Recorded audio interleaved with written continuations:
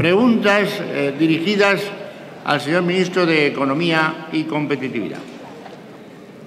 Pregunta, en primer lugar, la diputada doña Rosa Díez, del Grupo Parlamentario de Unión, Progreso y Democracia. Sí, gracias, presidente. Yo había hecho en nombre de mi grupo una pregunta a la vicepresidenta del Gobierno, que es la que tiene la competencia en materia de transparencia, la competencia política, pero el Gobierno ha decidido, por cierto, sin avisar a esta portavoz, que la respuesta se la iba a dar el ministro de Guindos, que la competencia política en la materia no tiene, pero debe tener el conocimiento práctico en el manejo de los reguladores. Por tanto, voy a hacerle la pregunta al señor de Guindos. En una democracia madura, los reguladores y supervisores tienen un papel esencial como contrapesos institucionales del Poder Ejecutivo y de los poderes económicos. Su misión constitucional es asegurarse de que los agentes económicos, sociales y públicos respetan las leyes y normas antes de que se haya cometido delito o falta. Por esa misma razón, los reguladores deben de ser gestionados por personas intachables e independientes. En España se optó, como con la justicia, precisamente, señor ministro de Justicia, por poner los reguladores en manos de personas vinculadas a los partidos políticos, especialmente al partido del Gobierno. Así que hasta el ministro de Justicia se equivoca y dice que la ley la va a hacer su partido en vez de este Parlamento. El resultado está a la vista. Los reguladores han fracasado de modo desastroso en su función, como hizo el Banco de España en el proceso de endeudamiento inmobiliario de las cajas de ahorros, tolerando malas prácticas, o la CNMV en la salida a bolsa de las cajas banquerizadas. Es evidente que si estos reguladores hubieran cumplido con su trabajo, la situación económico-financiera actual no sería tan crítica. Por si esto fuera poco, señor ministro, Bruselas ha dado un ultimátum a España por la fusión de los reguladores, amenazando al Gobierno con abrir un procedimiento de infracción, y la vicepresidenta de la Comisión ha denunciado falta de independencia en el nuevo proyecto. Falta de independencia. Yo le pregunto si tiene previsto el Gobierno hacer alguna cosa para evitar este desbarajuste y este desastre. Este Gobierno impulsó, como usted conoce, en julio del año pasado una norma que responde a las demandas de la sociedad, la Ley de Transparencia, Acceso a la Información Pública y Buen Gobierno. Como sabe, con esta norma se refuerza la transparencia de las administraciones públicas. Se eliminan compartimentos opacos, facilitando a los ciudadanos la solicitud de determinados contenidos o documentos, y se incluye un régimen de infracciones y sanciones, incluso penales.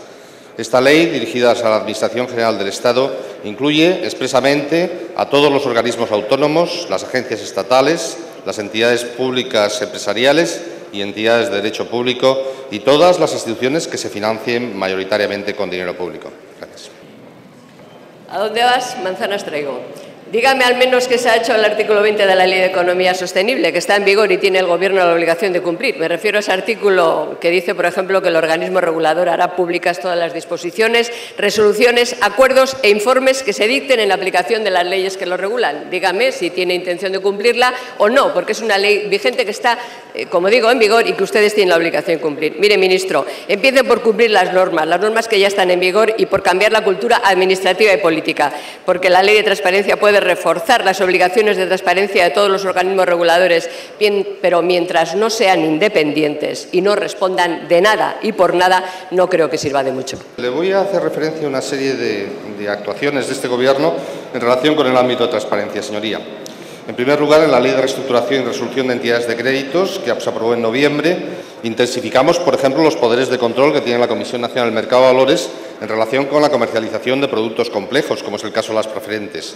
Hemos reforzado la transparencia del FROB en su actuación económico-financiera, que queda sometido al control financiero permanente de la Intervención General de la Administración del Estado y debe informar, mediante informes, a la Comisión de Economía de esta Cámara. En segundo lugar, en la orden ministerial sobre normas de gobierno corporativo del 22 de marzo y que se aplica a todas las empresas cotizadas y a las cajas de ahorros y a otras entidades que emitan valores públicos, se regula el contenido anual del informe anual de gobierno corporativo con muchas mayores exigencias. En segundo lugar, se obliga a las entidades a publicar un informe anual de retribuciones y se limita a 12 años el mandato de los consejeros independientes. En tercer lugar, en la medida incluida en el memorándum de entendimiento relativa a incrementar la transparencia bancaria, fue ya implementada por el Banco de España con una circular de octubre del año pasado. Y además, en el proyecto de ley de la Comisión Nacional del Mercado de Valores y la competencia, actualmente en el Senado, se incluyen medidas relativas a la publicidad de sus actuaciones por medios electrónicos, la mejora de los procedimientos de supervisión mediante un órgano de control interno y la elaboración anual de una memoria sobre la función supervisora que será pública. Y respecto al nombramiento de sus consejeros, será necesaria su comparecencia previa en el Congreso, cuya comisión correspondiente podrá votar por mayoría absoluta el nombramiento del candidato. Y además, señoría, si me permite usted, este ha sido el Gobierno que ha recuperado el consenso y la profesionalidad en lo que son los órganos de gobierno de muchísimas instituciones reguladoras, incluyendo el Banco de España. Muchas gracias.